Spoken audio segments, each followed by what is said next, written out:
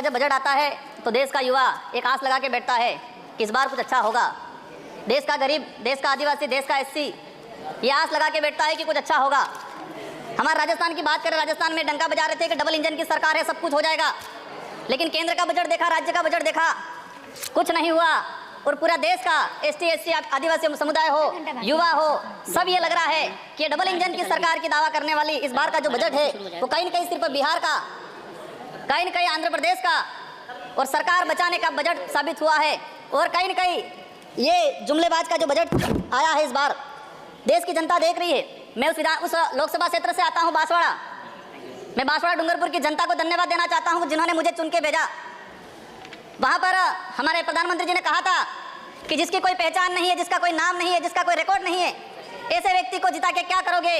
लेकिन बांसवाड़ा डूंगरपुर की जनता ने ठान लिया था कि लोकतंत्र है, राजतंत्र नहीं। और ये राजतंत्र तय करने का किसी को ठेका नहीं है, लोकतंत्र है। जनता ने ठान लिया था कि इस बार राजकुमार रोज जाएगा। मैं आपके माध्यम से, पूरे सदन के माध्यम से मेरी जनता को धन्यवाद देना चाहूँगा। मोदी जी ने कहा था वहाँ के बड़े बुजुर्गों को कि घर घर जाके राम राम बोल देना और चुनाव जिताना। वहाँ के बड़े बुजुर्गों ने ठान लिया और कह दिया था, और मेरे माध्यम से और आपके माध्यम से संदेश पहुँचाया है उन तक।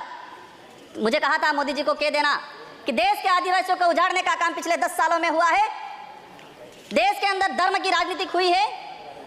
देश में 15 लाख रुपये बेरोजगारों को नौकरी देंगे यूं करके 10 साल राज किया है। इस बार हम सबक सिखाएंगे।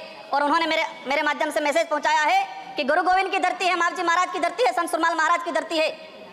मानगढ़ दाप में 1500 आदिवासी शहीद हुए थे। मोदी जी 2 बार आए, लेकिन मानगढ़ के लिए, आदिवासी समुदाय के लिए एक शब्द नहीं बोल के गए, कुछ नहीं करके गए। तो उन्होंने मैसेज पहुंचाया है कि आदिवासी समुदाय जाग गया है और अब वो आदिवासी समुदाय नहीं रहा जो भाका में आ जाएगा और वोट दे देगा।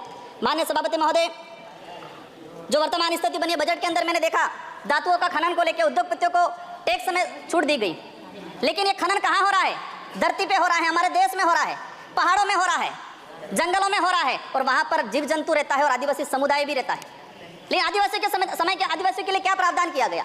आदिवासी इलाके के अंदर देखा जाए, आदिवासी समुदाय बैठा हुआ है, उसको जमीन का पट्टा नहीं मिला हुआ आज तक, आजादी से पहले से बैठा हुआ है, लेकिन वो जमीन की बात करेगा। सभापति महोदय, यहाँ पर सत्ता को लेके होड़ मची रहती है, सत्ता पाने को लेके बोला जाता है। मैं जो कहना चाह रहा हूँ, हमें सत्ता नहीं चाहिए, हमें हमारा अस्तित्व बचाना है, हमारा स्वाभिमान बचाना है, हमारा जल जंगल जमीन बचाना है। और देखा गया देश के अंदर आदिवासी समुदाय जल जंगल जमीन की बात करता है तो उसको नक्सलवाद का ठप्पा दे दिया जाता है, उसको नक्सलवाद के नाम से मारा जाता है। छत्तीसगढ़ का बस्तर का इलाका हम देखते हैं, 11 साल की बच्ची को मारा जाता है और कहा जाता है कि नक्सलाइट थी। 3-3, 4-4 साल के बच्चों को मारा जाता है, गर्भवती महिलाओं को मारा जाता है। आदिवासियों की, जब भी आदिवासी समुदाय अपने हक अधिकार की बात करता है तो उसको नक्सलवाद का ठप्पा लगाया जाता है। सभापति महोदय, आदिवासी समुदाय को, ऐसी समुदाय को फ्री की योजना, हम कहते हैं हमें फ्री की योजना मत दो, हमें हमारा हक दो, जल जंगल जमीन का मालिकाना हक दो। और संविधान के अंदर शेड्यूल 5 के अंदर, शेड्यूल 6 के अंदर जो रिजर्वेशन पॉलिसी लागू की है उसको धरातल पे लागू किया जाए।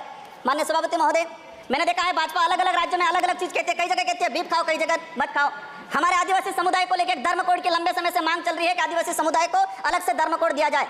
आजादी से पहले 1871 से लगा के 1951 तक अलग जनगणना हुई है। आज आदिवासी समुदाय कोई ईसा धर्म अपना रहा है, कोई हिंदू धर्म अपना रहा है, अलग अलग जगह बटा हुआ है। आदिवासियों की आइडेंटिटी, उनकी पहचान खत्म हो रही है। आदिवासी समुदाय अपनी पहचान बचाने को लड़ रहा है और लंबे समय से कह रहा है कि आदिवासियों की अलग से जनगणना कॉलम होना चाहिए, धर्म कोड होना चाहिए। झारखंड के अंदर 11 नवंबर 2020 को झारखंड विधानसभा में प्रस्ताव पास हुआ अलग से आदिवासी धर्म कॉलम को लेकर। वहाँ विपक्ष में भाजपा थी और भाजपा ने समर्थन दिया और कहा कि आदिवासी समुदाय धर्म व्यवस्थाओं में, भले हिंदू हो ईसाई, उसमें नहीं आता, आदिवासियों की अलग परंपरा रीति रिवाज है, उनको धर्म कोड जारी किया जाए। लेकिन राजस्थान में अलग तरीके से माहौल बनाया जाता है। हम कहते हैं हमें किसी धर्म में नहीं रहना है, हमको आदिवासी है, आदिवासी रहने दिया जाए। माननीय सभापति महोदय, लंबे समय से देखा गया है, कहते हैं वनवासी, कोई कहता है कुछ और। हम कहते हैं हमारी जो आइडेंटिटी है, हमारा जो देखा गया है कई बार कि जो व्यवस्था बनी है उस व्यवस्था के अंदर हम कई बार कहते हैं हमें कुछ मत दो एजुकेशन को लेकर।